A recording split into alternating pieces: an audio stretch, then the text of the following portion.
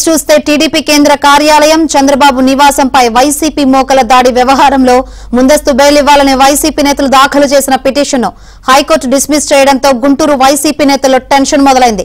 High court తీర్పుతో మాజీ MP Nandigam Suresh, MLC Appireddy, పలువురు వైసీపీ నేతలు అజ్ఞాతంలోకి వెళ్లినట్లు సమాచారం. పోలీసులు అరెస్టు చేస్తారనే భయంతో వైసీపీ నేతలు పరారైనట్లు ఆరోపణలు వినిపిస్తున్నాయి. ఇదిలా ఉంటే కొద్దిసేపటి క్రితం పోలీసులు మాజీ ఎంపీ నందిగం సురేష్ నివాసానికి వెళ్లారు. అయితే ఆయన ఇంట్లో లేకపోవడంతో పోలీసులు వెనుదిరిగారు.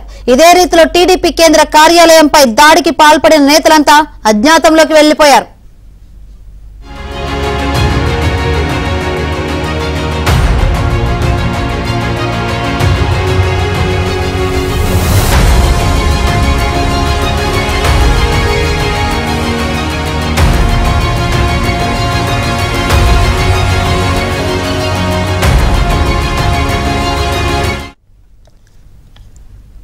టీడీపీ కేంద్ర కార్యాలయం చంద్రబాబు నివాసంపై వైసీపీ మోకల దాడి వ్యవహారంలో ముందస్తు బెయిల్ ఇవ్వాలని ఏదైతే వైసీపీ నేతలు దాఖలు చేసిన పిటిషన్ హైకోర్టు డిస్మిస్ చేయడంతో ఇక వైసీపీ నేతల్లో టెన్షన్ మొదలైనట్టు తెలుస్తుంది. వారందరూ ఎక్కడికో వెళ్లిపోయినట్లు కనిపిస్తుంది. ఇదే విషయం గురించి మరింత సమాచారం మా ప్రతినిధి సాంబశివరావు అడిగి తెలుసుకుందాం. సాంబశివరావు, మంగళగిరిలోని టీడీపీ కేంద్ర కార్యాలయంపై దాడి, అదేవిధంగా ఉండవల్లిలోని చంద్రబాబు నాయుడు నివాసంపై జరిగిన దాడి కేసులు సంబంధించి ముందస్తు బెయిల్ ఇవ్వాలంటూ కూడా వైసీపీ నేతలు పలువురు హైకోర్టులో ముందస్తు బెయిల్ పిటిషన్ దాఖలు చేసిన నేపథ్యంలో దానిపై ఈ రోజు విచారణ జరిగి ఆ బెయిల్ పిటిషన్ కూడా హైకోర్టు కొట్టివేసింది. ఎట్టి పరిస్థితుల్లో బెయిల్ ఇచ్చే ప్రసక్తే లేదు అంటూ కూడా చాలా కీలకమైన వ్యాఖ్యలు చేసినట్లు కూడా మనకు సమాచారం తెలుస్తుంది. ఈ కేసుకు సంబంధించి మాజీ ఎంపీ నందిగం సురేష్, అదేవిధంగా ప్రస్తుతం గుంటూరుకు చెందిన ఎమ్మెల్సీగా ఉన్న లేళ్ల అప్పిరెడ్డి, తలసిల రఘురాం, విజయవాడకు చెందిన అవినాష్, ఇలా కీలకమైన నేతలు మొత్తం కూడా ఈ దాడి కేసులో ముందస్తు బెయిల్ కావాలని హైకోర్టును ఆశ్రయించారు. హైకోర్టు బెయిల్ పిటిషన్ కొట్టివేసిన నేపథ్యంలో ఈ నలుగురు నేతలతో పాటు ఆ రోజు దాడిలో ప్రత్యక్షంగా పరోక్షంగా ప్రమేయం ఉన్న కీలక నేతలు మొత్తం కూడా అజ్ఞాతంలోకి వెళ్లిపోయినట్లు కూడా తెలుస్తుంది. ఇప్పటికే చంద్రబాబు ఇంటిపైన దాడి కేసుకు సంబంధించి మాజీ మంత్రి జోగి రమేష్ పై కూడా మంగళగిరి పోలీస్ స్టేషన్ లో 3 దఫాలుగా విచారణకు పిలిచి ఆయన్ని విచారించారు. అయితే తాను ఉపయోగించిన సెల్ ఫోన్ నెంబర్ను కానీ ఆ ఫోన్ కానీ ఇవ్వాలని పోలీసులు కోరిన నేపథ్యంలో అతను ఫోన్ ఇచ్చేందుకు నిరాకరించి సుప్రీంకోర్టు ఇచ్చిన గైడ్ లైన్స్ ను ఆధారంగా చేసుకుని ఆయన ఫోన్ ఇవ్వకుండా విచారణకు సహకరించకుండా తాత్సారం చేస్తున్నారు. ఇదే సమయంలో తనకి ముందస్తు బెయిల్ కావాలంటూ కూడా హైకోర్టును ఆశ్రయించిన నేపథ్యంలో బెయిల్ పిటిషన్ కూడా కొట్టివేసింది.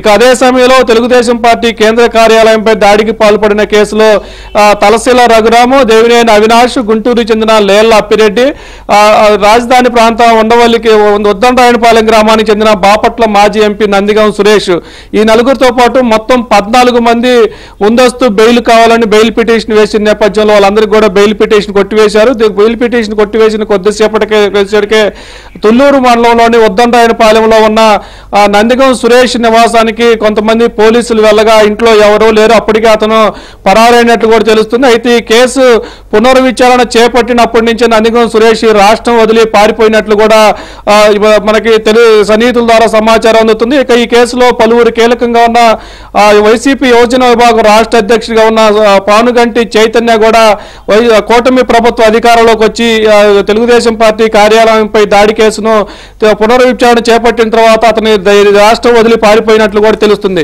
మొత్తంగా కీలక నేతల్లో ఒక అప్పిరెడ్డి మాత్రమే తాత్కాలికంగా గుంటూరులో బెయిల్ వస్తుందన్న నమ్మకంతో తిరుగుతున్న నేపథ్యంలో ఇప్పుడు ముందస్తు బెయిల్ పిటిషన్ కొట్టివేసిన తర్వాత గుంటూరు చెందిన లేళ్ల అప్పిరెడ్డి కూడా పరారైనట్లు కూడా తెలుస్తుంది. వీళ్ళందరూ కూడా ఎక్కడున్నా సరే పట్టుకొస్తామంటూ కూడా పోలీసులు అయితే చెప్తున్న నేపథ్యంలో మరి వారు ఎక్కడెక్కడికి పారిపోయారు, ఎక్కడ దాక్కున్నారో నిఘా వర్గాల ద్వారా సమాచారం అయితే సేకరిస్తున్న పనిలో పోలీసులు ఉన్నట్లు కూడా తెలుస్తుంది.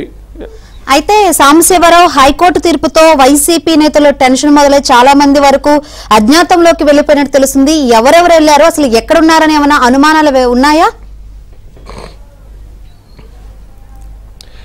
ఇప్పటికే మంగళగిరి పార్టీ కార్యాలయంపై దాడి కేసులు దాదాపు 10 మందికి పైగా అరెస్ట్ చేసి వాళ్ళని రిమాండ్కి తరలించిన నేపథ్యంలో వారికి ఇటీవలే 8 మందికి బెయిల్ కూడా రావడం జరిగింది. వారిలో గుంటూరుకు చెందిన కొంతమంది కార్పొరేటర్లతో పాటు మరికొంతమంది వైసీపీ మాజీ గ్రంథాలయం జిల్లా అధ్యక్షుడు, అదేవిధంగా 28-29 వార్డు కార్పొరేటర్లు కూడా ఉన్నారు. వారికి అరెస్ట్ అయ్యి బెయిల్ కూడా జైలు జీవితం రిమాండ్కి వెళ్ళి రిమాండ్కి వెళ్ళి బెయిల్ కూడా వచ్చింది. ఇప్పుడు దాంట్లో కీలకంగా ఎవరైతే ఆ రోజు దాడికి సూత్రధారు పాత్రధారు తాడేపల్లి పార్టీ కార్యాలయం నుంచి నడిపారో గుంటూరుకు చెందిన లేళ్ల అప్పిరెడ్డి, విజయవాడకు చెందిన దేవినేని అవినాష్, అదేవిధంగా విజయవాడకు చెందిన వైసీపీ నేత తలశీల రఘురాం, మాజీ ఎంపీ నందిగం సురేష్తో పాటు 14 మంది. నందిగం సురేష్ ఇప్పటికే గత కేసు ప్రారంభించిన తర్వాతనే రాష్ట్రం వదిలి పారిపోయే గోవా, బ్యాంకాంగ్ లాంటి ప్రాంతాల్లో టూరిస్ట్ ప్లేసుల్లో కూడా అతను తిరుగుతున్నట్లు, మారువేషంలో తిరుగుతున్నట్లు కూడా కొన్ని సోషల్ మీడియాలో కూడా సర్క్యులేట్ అయిన పరిస్థితి అయితే ఉంది. ఇప్పటికీ ఆ కేసులో ప్రమేయం ఉన్న వారిలో కూడా ఇప్పటికీ ఆ కేసు బెయిల్ పిటిషన్ వేయకముందే రాష్ట్రం వదిలి పారిపోయి అజ్ఞాతంలో ఉండి రాష్ట్రాలుగా మారుతూ తిరుగుతున్న పరిస్థితి ఉండగా ఒక గుంటూరు చెందిన అప్పిరెడ్డి మాత్రమే గుంటూరులో ఇటీవల కాలంలో అందుబాటులో ఉన్న పరిస్థితి అయితే ఉంది. ఇప్పుడు బెయిల్ పిటిషన్ రద్దయిన తర్వాత అతను కూడా గుంటూరు వదిలి పరారైనట్లు కూడా తెలుస్తుంది. ఎక్కడికి పరారైనది కూడా ఫోన్ సిగ్నల్ ఆధారంగా కూడా తెలుసుకునే ప్రయత్నం సన్నిహితులు వారి ఫాలోవర్స్ కూడా ట్రాక్ చేస్తూ వారు ఎక్కడెక్కడ ఉన్నారు, ఎవరితో మాట్లాడుతున్నారు, ఎవరితో మాట్లాడుతున్నారు, ఎటు వెళ్తున్నారు అనేది కూడా కూపీ లాగే ప్రయత్నం అయితే పోలీసులు చేస్తున్నట్లు కూడా తెలుస్తుంది. Thank you Sambasivarao.